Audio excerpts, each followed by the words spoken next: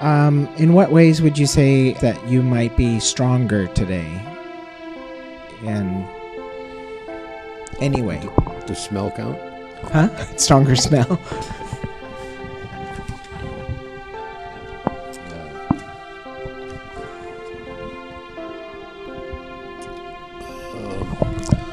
How am I stronger? I guess in my ability to work with others in a more team-oriented approach. Often I've had to do things on my own, and being able to work with others is pleasurable and beneficial for me. Helps me out a lot. That's one of the things that it's helped with. Okay, so I have a more understanding social circle. So like growing up, a lot of times, like my best friend, she got a brand new that year car for her 16th birthday. And I didn't get that because, you know, we had poverty. We could barely afford one family car. And I was judged a lot and kind of never felt like I belonged. And so finally, like, it's an environment where I'm not expected to have all of these things that ideally, like, you should have. Like, I can just be me, and it doesn't matter where I come from. I just want to say, as a support person in the community, that I had a lot of apprehension about working with people and putting myself out there, and so this group has helped me feel more connected to the community, like community partners, as well as the individuals that we serve and work with that are on the street. It's given me a lot more confidence in my job and a lot more connection in the community, so I really appreciate that, and thank you. Since I started, I've only been with BEAP for about 5 or 6 months, I think now. And in that time, just I feel I've become a lot more conscientious about the community around me, and like where's my living space, and just where I travel in a day and stuff. Like every Monday and Friday, there's a group of us that go and clean up the rec centers and stuff, and I like take some personal pride in like the place looks good, and that we're making it a safe place for kids to go and learn their sports, and you know, to be with their families and stuff. That it's in every community, people need some place to focus their energy and stuff. And I feel good about being part of that. There's a solution oriented kind of thing, and the people here, like just the group of people that I've been working with, it's become like it's surpassed being just friends or just co-workers, I should say, into some pretty like trusting relationships. I got to hook up with some pretty cool people. What changes have you seen in each other? I've seen a lot of changes in the last year and a half. I've been with BEAP since the beginning, but I came from a very different situation as a resident in Abbotsford. I was very angry. On Christmas Day, I was getting ready to arm the forces to attack anything that came near my driveway. And here we are a year and a half later, where I had the best Christmas of my life this year. I didn't cook dinner for the first year in 45 years. Instead, I went out on the street with some pretty awesome street angels from BEAP, and we gave out 30 bags and sandwiches and juice boxes to people along the street that didn't have anything to eat. That was all funded by people in this community and Chilliwack community, people that I know that couldn't wait to give money for this. But the neat part is that there was a day when going down my street was a very bad experience for me. I would get very angry, and I would phone City Hall and say, "What's going on? Why don't you change this?" And now I'm involved in a group that doesn't do that. They just change it. I've only been here for a little while, for I think 3-4 months now. But within that time, I have noticed a bit of a shift from when I first joined to now. Now, this is going to sound terrible, but you guys are willing to call each other out a little bit more. Which is not... It's easier to be nice to somebody than it is to actually point out a flaw in a constructive manner. It's a lot harder to actually get up that courage and start pointing these things out so they can be solved. Being able to do that shows just how close we are now.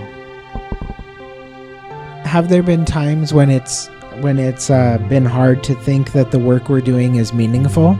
Some days it's been hard, but all it takes is one person to come up and say, "Hey, geez, thank you, for just helping out the community and keeping it a little bit clean." That goes a long way. I mean, that puts a smile on my face. That's all it takes, Walmart, again, the other day, some lady pointed at the back of my jacket. She goes, "Excuse me." She goes, "What is that?" And I explained a little bit to her, and her and her husband said, she said, "It's just an awesome idea. We come up with a word instead of collecting trash in town. It's called beautifying the city." And you try to say that to somebody, and they think it's just a novel. It's just something that should have been happening years ago. For me, it wasn't just about me. It's about everybody else, and that's what keeps me going. Sometimes I'll wake up but it's the crew, and I look so forward to getting together with them every morning. It's drive down the road, and such a happy good morning to everybody, and we're so happy to see each other. I like it when, usually it's Rob. Usually I see Rob random places, like on the bus, on some random road, and we say hi, right? And I don't know, that's really nice, because I don't have a huge connection to people in Abbotsford, so it's nice knowing that there's someone out there. I particularly work in an area called the Ventura corridor, I guess is what we fondly call it, and where there's a drop-in center and a safe consumption site, and a lot of people using drugs in the area, and with drug use is drug garbage. But since BEAP came around and more people were involved with picking garbage up, it was more regular. I see more people getting involved from the street community, going to positive living and asking for a broom and a dustpan. Any given time of any day, there's usually someone sweeping somewhere. I notice a lot of the street community and the homeless community that may at one point never cared before keep their areas cleaner. If they're sitting on a boulevard on the side of the road, they leave that boulevard and there's no garbage there when they leave. They take it with them, or they run it across the street to the bus stop and throw it in the garbage can. If somebody throws down something, say, "Hey, aren't you going to pick that up?" And somebody may make a rude comment and say, "No, I'm not picking it up." And they walk over and pick it up anyways. Lead by example. You can't tell people, but you can show people. And they see us doing it, and it's changing the people around us. And now they're naturally just following in line. So we're changing a community. We're evolving in a good way.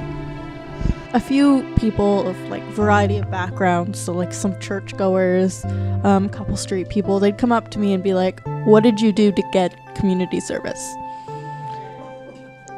And I'd be like, I didn't actually do anything. I just decided that I wanted to help clean up the city. And it's just kind of a little bit of a change in the stigma, and it's just because we're picking up garbage doesn't mean that we did something. Yeah. I think one of the things that had frustrated me that BEAP is providing some answers on is a lot of times people think of treatment as a place or something that you somehow you go somewhere and they do something to you, and then suddenly when you leave you're all better. Yeah. What I have been able to see here, not just around substance use, but around people's mental health and their sense of well-being and belonging and feeling like they're part of something. I really think that a lot of times, kind of like what Peggy was saying about this is someone else's problem. That's the way we treat treatment sometimes. Is oh, we need someone else to solve this problem. This person, in other words. This person is the problem, and we're going to take them to the place where problems are dealt with. And so then people start getting this idea that treatment doesn't work, and these people are stuck where they are, and nothing anyone does for them is going to do anything, and they're just useless and have no value. But when people get involved in something like this, where they have the experience of like doing something that people come up to them and value, right? And looking at them as people, not as someone who needs treatment and who's resisting treatment or whatever, but as just someone who wants to be part of something. And I think there's so much value in moving in that direction, and moving away from this idea that there's some magical place where you take people, you drop them in it, and then suddenly they're all better, when actually people in this community can now feel like they're part of that, right? They're part of making people healthier. I used to think that if you couldn't see the homeless, we were doing our job in Abbotsford because we couldn't see them, right? And what I've learned is that I needed to see myself. And I was the one that needed treatment, even though I didn't do drugs, I didn't drink, I didn't smoke. I mean, I needed just as much treatment as everybody on the street. I just chose a different way to put it out there. And there is no difference. I have found that clearly this year. There is absolutely no difference, whether it's a needle in your arm or it's something else you're doing, man. We all come from the same place.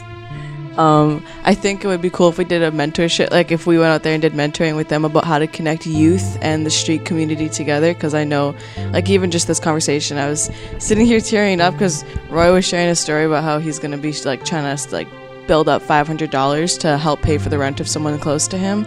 And it was last year, me and a bunch of my friends came together and raised $1,200 for one of my friends' rent, because he has been dealt a lot of unfortunate life situations that kind of have pushed him really, really deep under the carpet. That kind of makes things really hard for him, so his resilience might not be as stronger as, others who have more support.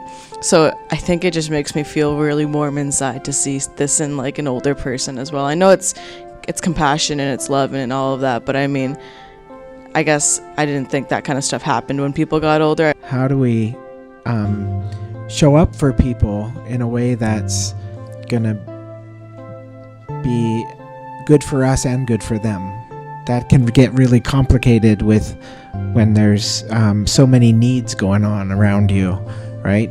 How do you take care of yourself when so much around you is messed up, right? And why is it important to take care of yourself? And how can you justify taking care of yourself, right? Because that can be a hard thing when you see so much suffering around you. It can be very hard to see why do you deserve to function well, right? So just want to throw it out there. If anyone wants to say anything else. I would like to say that we haven't talked about the nod factor yet. And I would like to end my talk with my first BEAP meeting, where most people that were unsheltered were hitting the table with their head within the first 5 to 10 minutes. I don't know if you guys remember that, but it was a very powerful situation for me. And then 3-4 months later, they made it 20 minutes. And then look at us all now. How awesome is that? In just over a year, everybody's sitting up and going forward. When I started BEAP, I was homeless. I did a stupid amount of drugs every day.